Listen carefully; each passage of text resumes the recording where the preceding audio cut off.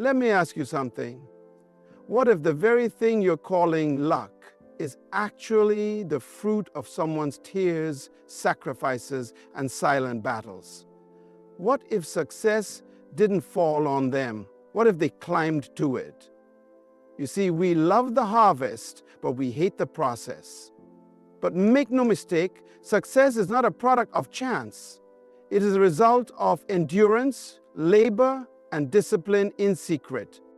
You don't stumble into destiny, you grow into it. You don't wish your way to greatness, you work your way there.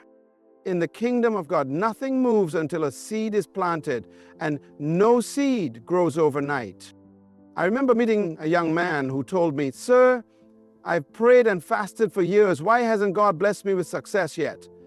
I said to him, "What are you doing with your hands?" He said, "I'm waiting on God." I said, "Then God is waiting on you." You see, heaven doesn't reward waiting, it rewards obedience. And obedience often looks like sweat. The world celebrates the spotlight, but heaven watches what you do in the dark. There is no crown for the lazy. There is no reward for the entitled. God will never anoint what you refuse to develop. Let me tell you something that will challenge your thinking. Growth doesn't always announce itself. We've been trained to applaud what we can see, to value what we can measure, to believe only in what is visible. But the greatest transformations in your life, the ones that matter, often happen in silence, in darkness, without applause, without validation. And if you don't understand this, you will abort your assignment because you think nothing's happening. But hear me clearly, the seed never shouts when it's growing. You see, when a farmer puts a seed in the ground, he doesn't come back the next morning and dig it up in frustration. He doesn't scream at the soil. He doesn't say, "Where are you? I planted you yesterday." No, he knows the laws of nature. He trusts the design. He knows that even though it looks buried, it's actually becoming. Some of you feel buried under pressure, buried under disappointment, buried under silence. But what if you're not buried? What if you're planted? What if what looks like hiding is actually God developing the parts of you that applause can't build?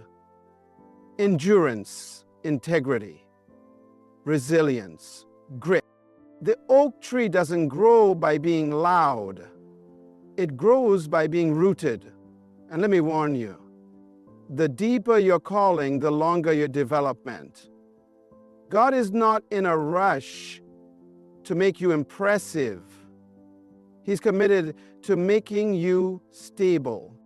A few years ago, I sat with a young artist who told me she was ready to be known. She had talent, she had passion, but she didn't have roots. She wanted a stage without ever surviving a storm. So I asked her, "Can you be faithful without being famous?" Because if you can't handle obscurity, fame will destroy you.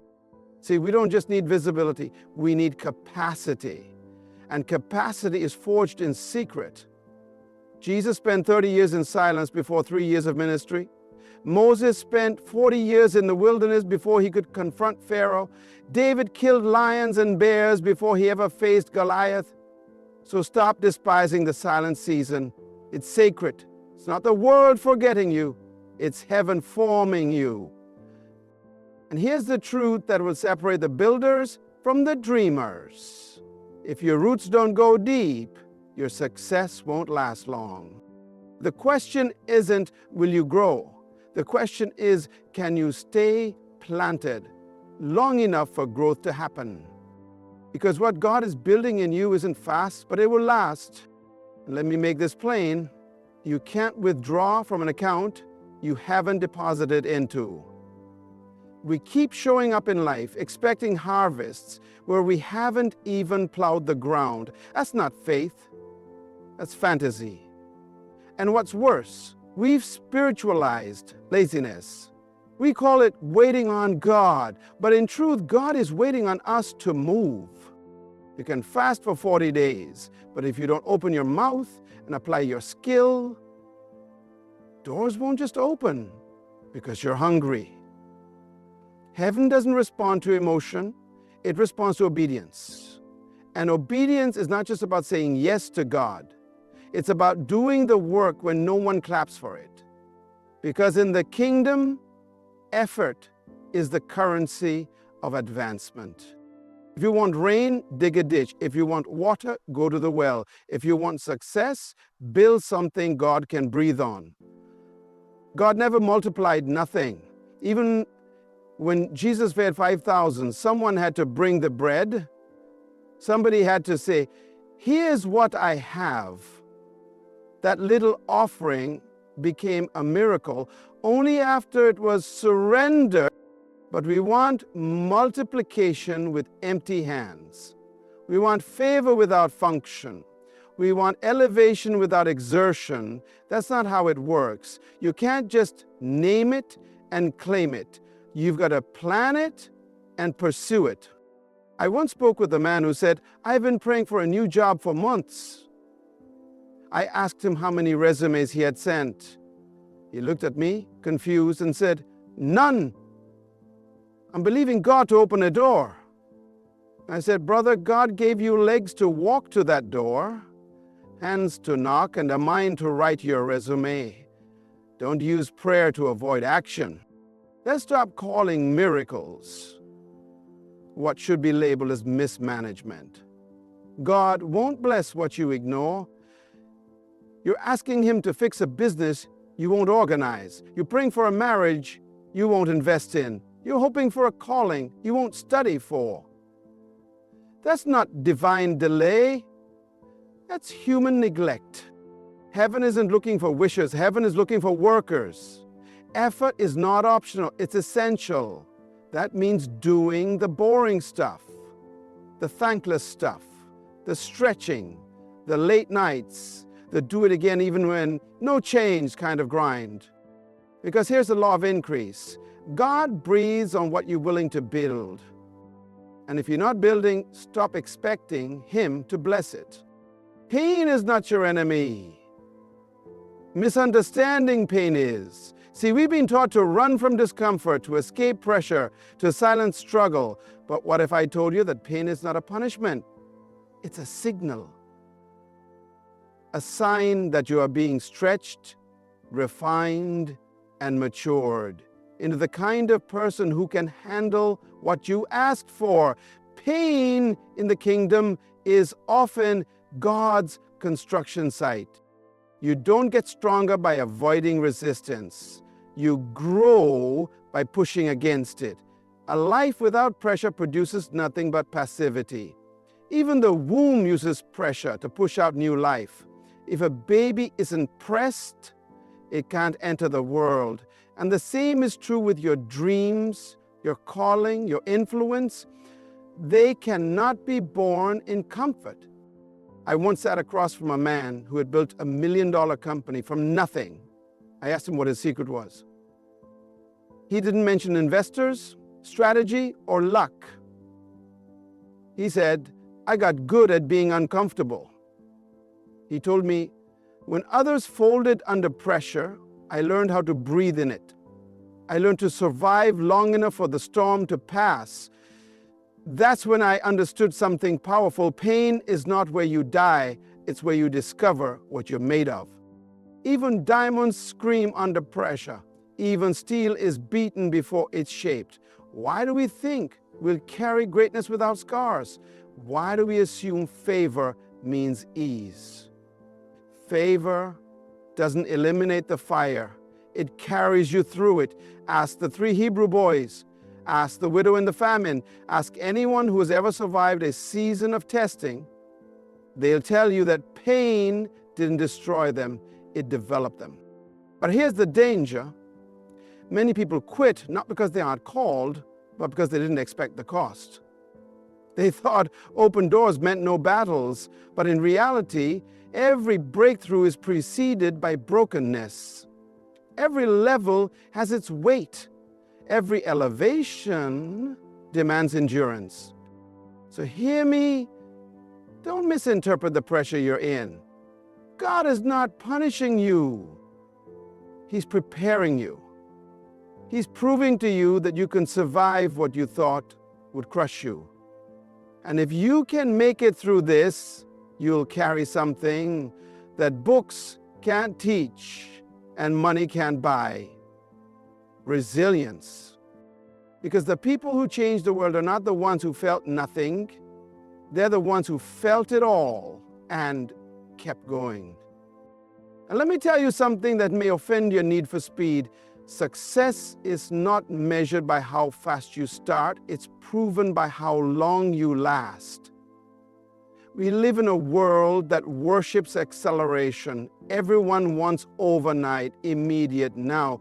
But the kingdom of God is not in a hurry. God is not raising sprinters. He's developing marathoners.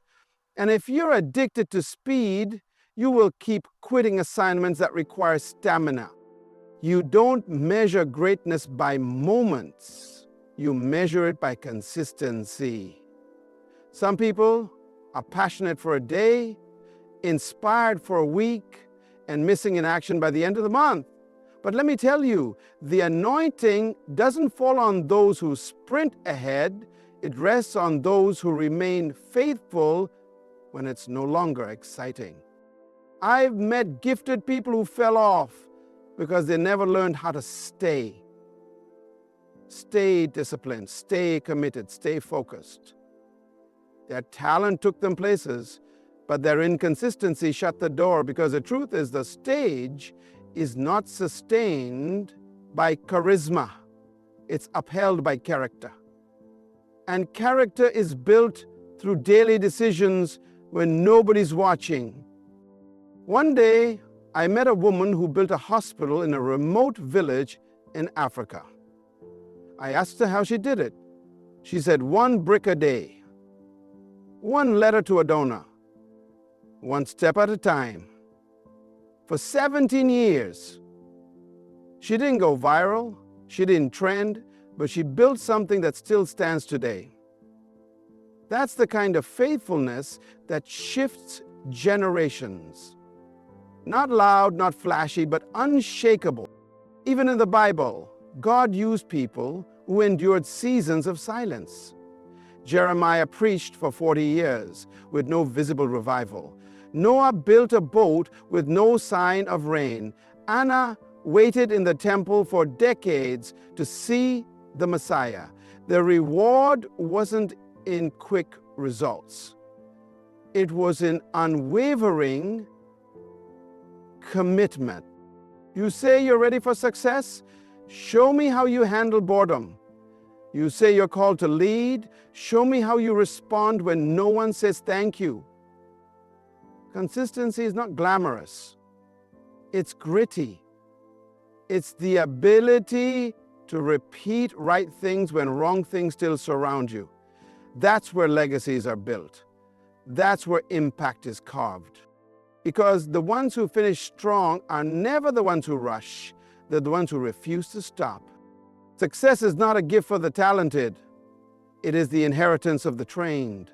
Too many people want to be crowned but refuse to be coached. They want to shine but they won't submit. And the danger of this generation is we confuse potential with preparation. But potential without process is a trap. You may feel ready, but feeling ready doesn't make you ready. If you're not willing to be trained, you're not qualified to be trusted. Every destiny demands discipline. Every throne demands training. Even royalty goes through protocol before wearing the robe. You don't walk into influence. You're built for it. You're carved, challenged, corrected, and changed. And hear me, if you can't be corrected, you can't be elevated. I once mentored a young man who had brilliance in his voice, but rebellion in his spirit. He could speak, but he couldn't listen. He had fire on the stage, but no structure in his life. I told him plainly, you may impress crowds, but you will never impact them until you learn submission. Because gifting can attract people, but but discipline keeps you from falling. Even Jesus, the Son of God, submitted to authority. He grew in wisdom, stature, and favor. He grew. He was taught, led, instructed. So who are we to think we can skip the process and still handle the promise? There is a cost to greatness. You must sit when you want to stand, be silent when you want to speak, learn when you think you already know. Real training feels like restriction. It's uncomfortable.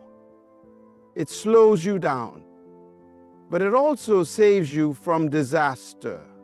You're not being delayed, you're being developed. Look at athletes. Champions are not made in the spotlight. They're formed in unseen hours of repetition, blood, sweat, correction, adjustment. Nobody claps for the grind, but everybody shows up for the glory. But the glory doesn't show up for the untrained. So don't despise the mentors, the critics, the no's, the closed doors, the long seasons of instruction. Those are the very tools God uses to shape a vessel strong enough to carry the weight of impact. You are not just being educated, you are being forged. Because the weight of your calling will crush you if you've never been conditioned to carry it. And in the kingdom, God doesn't graduate the gifted. He promotes the disciplined. Let me tell you something few dare to admit. The world does not give you what you pray for. It gives you what you demand through discipline, obedience, and relentless perseverance. We have too many believers who are faithful in hope, but bankrupt in execution. They speak about promises, but they never walk them out, not because God didn't deliver, but because they never persisted long enough to receive. You cannot be casual and expect to conquer. You can't live soft and expect to carry something heavy. There's a myth going around that if it's hard, it's not for you. But what if difficulty is the very confirmation that you're in alignment with destiny? The enemy doesn't attack empty vessels.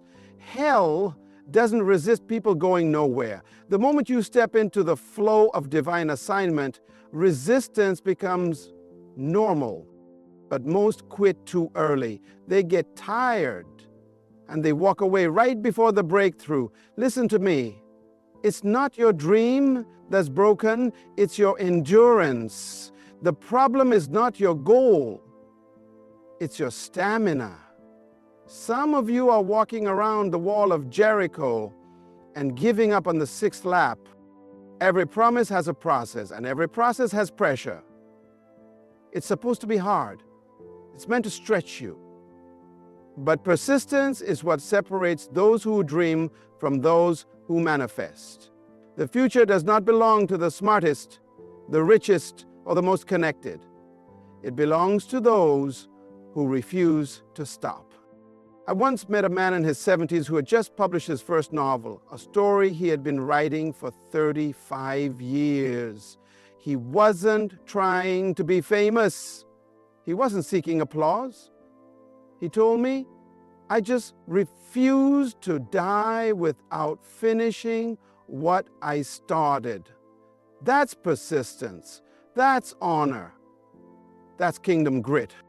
You don't have to move fast, but you must keep moving. When the applause stops, when the lights go out, when the doors close, keep showing up. When no one believes in you, when the money dries up, when your strength is gone, keep showing up.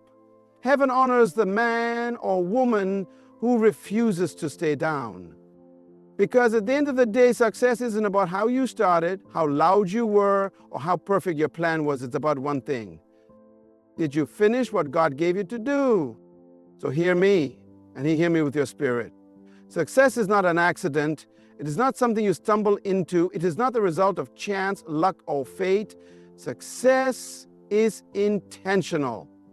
It is crafted through courage, built by patience, tested through pain, shaped by training, and sealed by unbreakable persistence. It is the reward of those who refuse to bow to comfort, who silence excuses, and who rise again and again when quitting would have been easier. The greatest tragedy is not failure.